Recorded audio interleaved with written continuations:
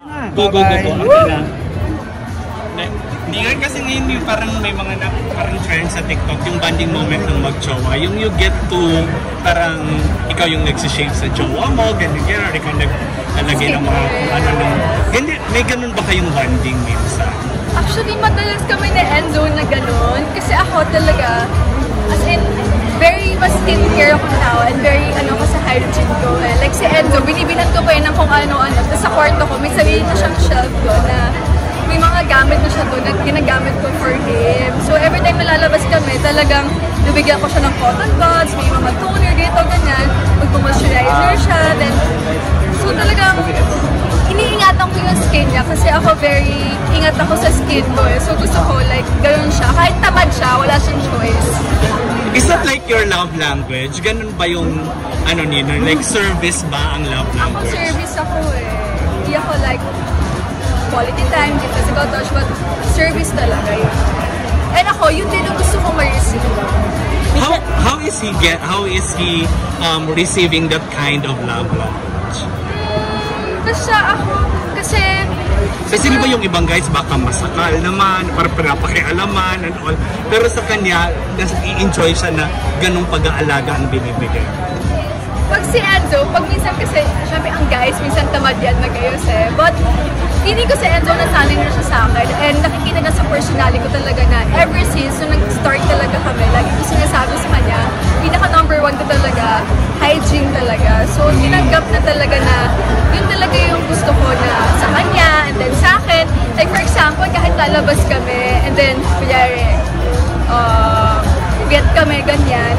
Kahit antok ako, kahit 4 AM ako, magsa-skincare talaga ako. Natanggal talaga ako ng makeup. So, and I think hindi naman masasakal si Enzo because yung mommy din niya is very maalaga sa kanya. So, kung ano yung ginagawa ng mommy niya, yun na din yung ginagawa ko sa kanya. And kaya ginagawa ko din sa kanya yun kasi nakikita ko na yun yung ginagawa ng mommy niya sa kanya.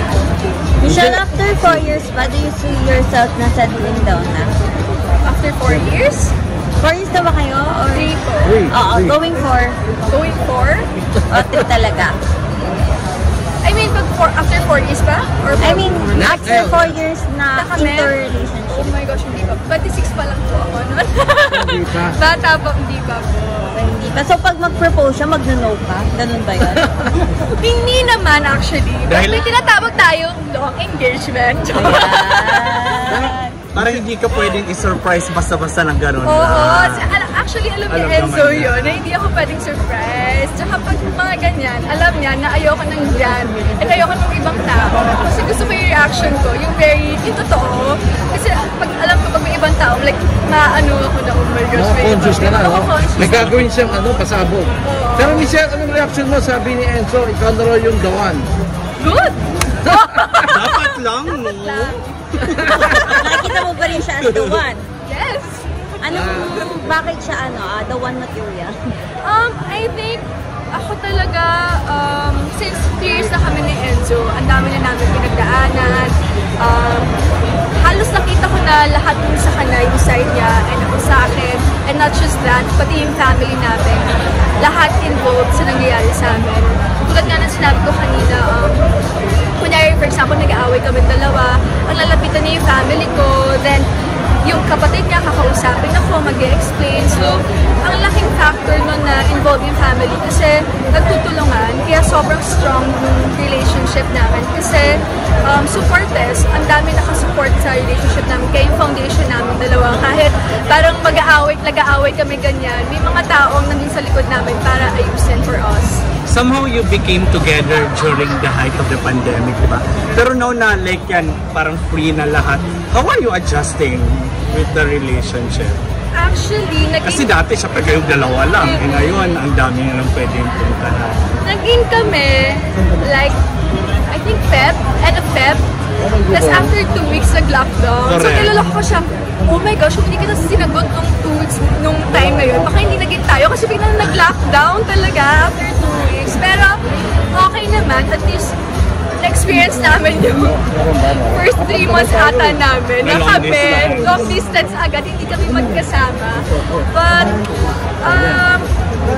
I think ngayon wala naman ganun ka-changes talaga. Kasi, Like ako, then, mas gusto ko yung, di ba nung pandemic, kaming dalawa lang lagi, ganyan. Ako din hanggang ngayon, mas gusto ko yung kaming dalawa lang. Like, ayoko like masyadong gumigimik, lumalabas, or masyadong madami tao.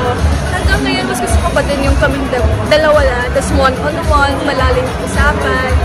Yun ganun. Tsaka mas nakikilala kasi namin isa't isa kapag kaming dalawa lang talaga. Michelle, sabi ni Enzo na papag-usapan niyo na rin daw ang tungkol sa kasal. Ilang baby ba plano niyo? 2 to 3 lang. 2 to 3. Mahirap mag-labor, charot. Eh kung 2 to 3, dapat ASAP yun kasi baka ang age mo nun eh, ano na, 30s. 30. You see yourself as a mom at the age of 30. Yes. 30. Sana. Michelle, nagkasama na ba kayo ni Enzo sa project? Nag-meet po kami sa Nang Comedy ang Lago. Show. Isang beses lang? Yes po. Doon kami nag-meet. Doon saging kami. Ayaw ba masundan yun? May project ulit na magkasama kayo? Actually, may gagawin kaming movie ni Enzo. Oh, under what? Bawal sabihin. Pero ano pinagkakabalhan mo ngayon, Anong Michelle? project mo na pwede sabihin? Wala pa as of now, but ang busy kami ni Enzo is may gagawin kasi kami business dalawa. Actually, inaayos na namin siya and hopefully, Anong line of business? food industry. Ano business niyo? Under anong talent management agency ka ba ngayon? Star Magic. Star Magic pa rin. Okay. So hanggang kailan ang contract mo sa Star Magic? 2025. Okay. Matagal pa. So marami pang aabangan sa'yo. Okay. So thank you so much, Michelle.